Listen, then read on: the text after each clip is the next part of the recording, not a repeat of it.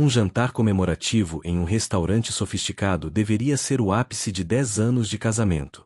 Mas, entre sorrisos forçados e a cortesia excessiva dos funcionários, Alice percebe que o lugar que deveria ser uma novidade era, na verdade, o cenário de uma vida dupla. Acompanhe a queda de um castelo de vidro construído sobre mentiras e o preço devastador de uma traição silenciosa.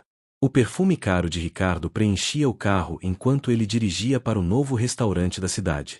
Alice olhava pela janela, sentindo o peso elegante do vestido de seda que escolhera para aquela noite especial. 10 anos de união mereciam uma celebração à altura. Ricardo parecia radiante, descrevendo como aquele lugar era exclusivo e como fora difícil conseguir uma reserva. Ao cruzarem o umbral do estabelecimento, Alice sentiu o primeiro estalo de estranheza. O gerente, um homem de postura impecável, não apenas os recebeu, como abriu um sorriso largo ao ver Ricardo, tratando-o com uma intimidade que não condizia com alguém que visitava o local pela primeira vez. Eles foram conduzidos à melhor mesa, perto da janela com vista para o jardim iluminado. Alice observava o marido. Ele se movia com uma desenvoltura perturbadora. O garçom se aproximou sem sequer oferecer o cardápio de vinhos, trazendo imediatamente a safra favorita de Ricardo, servindo-o com uma reverência que parecia ensaiada por meses de repetição. O estômago de Alice se contraiu. Ricardo insistia que nunca estivera ali, mas o ambiente o abraçava como um velho amigo. A cada seja bem-vindo de volta disfarçado em gestos e olhares da equipe, a confiança de Alice desmoronava silenciosamente sob a luz de velas. Enquanto Ricardo falava sobre planos futuros e investimentos, Alice fixou o olhar em um detalhe insignificante. O guardanapo de Ricardo estava marcado com um tom de batom que não era o dela. O suor frio começou a brotar em sua nuca. Ela percebeu que a cortesia excessiva dos funcionários não era apenas bom atendimento, era o reconhecimento de um cliente assíduo que costumava frequentar aquele lugar com outra companhia. O jantar, que deveria ser uma celebração, transformava-se em um campo de evidências. No final da noite, enquanto Ricardo buscava o carro, o gerente se aproximou de Alice para entregar-lhe um casaco esquecido. Ele sorriu e mencionou o quanto era bom ver que o gosto do marido por joias continuava impecável, referindo-se a um colar que Alice nunca tinha visto antes. O chão pareceu desaparecer sob seus pés. Ela entrou no carro em silêncio, sentindo o cheiro da traição impregnado no couro dos bancos. Ao chegar em casa e esperar Ricardo pegar no sono, Alice percebeu que o celular dele, sempre bloqueado, estava vibrando incessantemente com notificações de um número sem nome. O silêncio da madrugada era quebrado apenas pela respiração pesada de Ricardo. Alice, com as mãos trêmulas, pegou o aparelho sobre a mesa de cabeceira. A tela iluminava seu rosto pálido, revelando uma sucessão de mensagens enviadas por um contato salvo apenas com um emoji de coração. O conteúdo era explícito e devastador. Fotos, promessas de encontros secretos no mesmo restaurante daquela noite e detalhes de uma vida paralela que já durava pelo menos 2 anos. Cada palavra lida era como um corte profundo na pele de Alice, que sufocava o próprio choro para não despertar o monstro que dormia ao seu lado. Ela começou a vasculhar a galeria de fotos. Encontrou registros de viagens que Ricardo dizia serem a trabalho. Ele aparecia sorridente em hotéis de luxo, abraçado a uma mulher muito mais jovem, cujos olhos brilhavam com a posse de algo que pertencia a Alice. A raiva começou a substituir a dor. Alice viu vídeos dos dois em momentos de intimidade explícita, onde Ricardo dizia frases que nunca dissera a ela em uma década de casamento. O desrespeito era palpável, ele não apenas a traía, ele a ridicularizava em sua ausência. A investigação silenciosa revelou que a conta bancária conjunta do casal estava sendo sangrada para sustentar aquela farsa. Presentes caros, jantares e até o aluguel de um apartamento secreto estavam documentados ali, em transferências camufladas. Alice sentia náuseas ao perceber que cada presente que recebia era, na verdade, uma moeda de troca para aplacar a culpa de um homem que já não a amava mais. Ela não era mais a parceira dele, era o álibi perfeito para sua vida de excessos e mentiras. Antes do amanhecer, Alice enviou todas as provas para o próprio e-mail e apagou os rastros da navegação. Ela olhou para Ricardo, aquele homem que ela acreditava conhecer, e sentiu um desprezo visceral. A decisão estava tomada. Ela não seria a vítima que choraria nos cantos.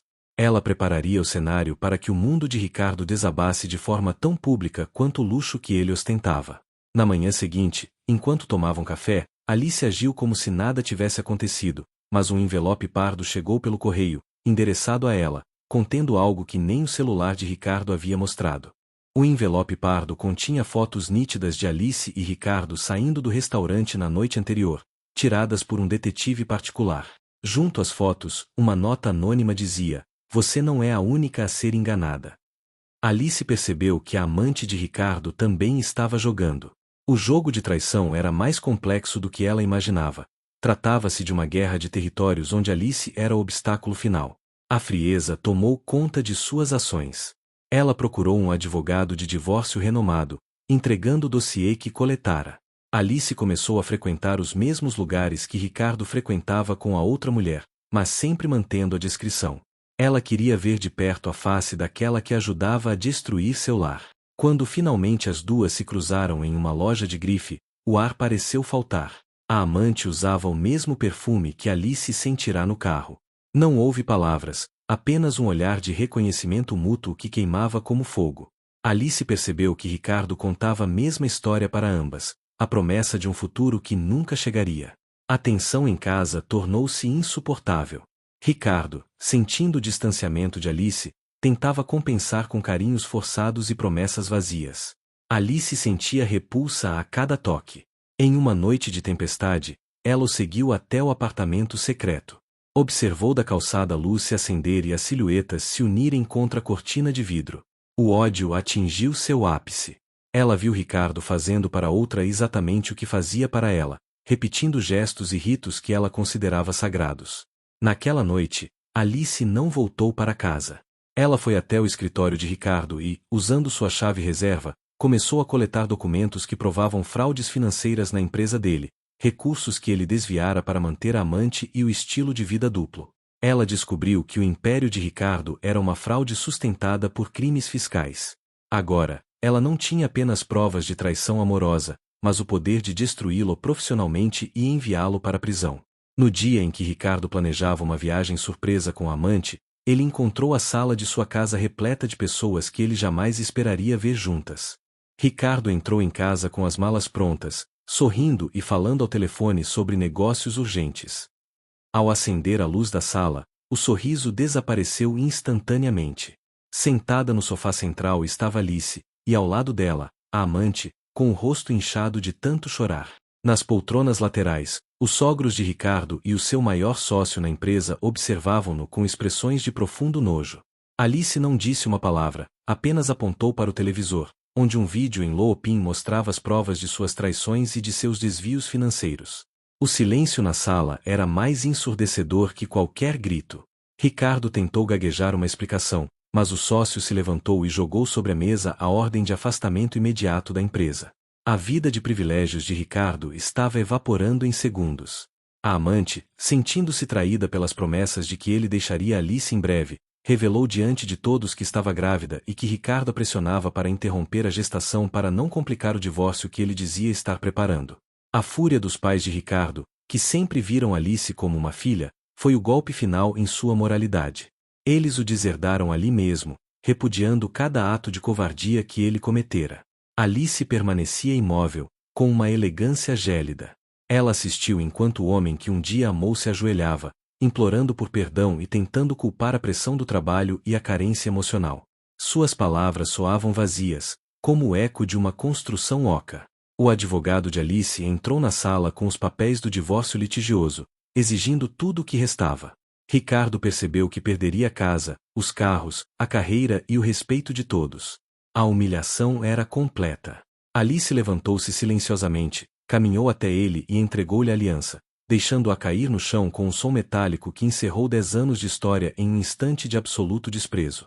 Enquanto Ricardo era escoltado para fora de sua própria casa pela polícia, que chegará para interrogá-lo sobre as fraudes, Alice recebeu uma ligação de um número desconhecido que mudaria completamente o sentido de tudo o que ela tinha acabado de fazer. A ligação era do hospital. No meio de todo o caos daquela noite, Alice descobriu que as fotos anônimas e as pistas não haviam sido enviadas pela amante por vingança, mas sim por uma terceira pessoa que observava a situação de longe, a irmã de Ricardo, que sempre soube da índole do irmão e não suportava mais ver Alice ser enganada. O choque de Alice foi profundo ao entender que sua única aliada fora alguém da própria família dele, que preferiu a justiça ao sangue.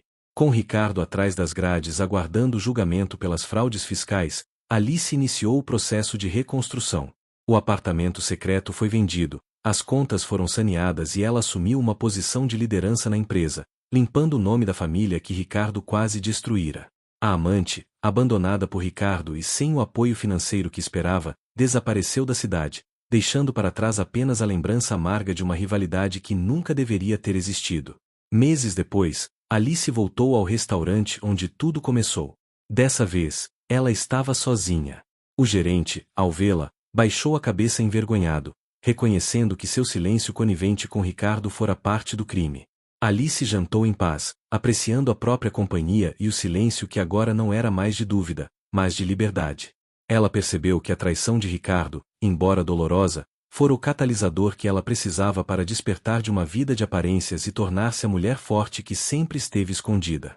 A história encerra-se com Alice caminhando pela praia ao pôr do sol, as cinzas das fotos e dos documentos de Ricardo sendo levadas pelo vento. Ela não guardava mais ódio, apenas a sabedoria de que o amor próprio é o único compromisso que nunca deve ser quebrado. O império de mentiras de Ricardo havia caído, e sobre as ruínas, Alice construiu uma vida baseada na verdade e na independência. O ciclo estava fechado. Não havia mais perguntas, apenas o horizonte aberto para um novo começo, onde a única lealdade exigida era consigo mesma. A história de traição que chocou a todos terminava não em tragédia, mas em um renascimento triunfante. E lembre-se, entre segredos a verdade sempre aparece.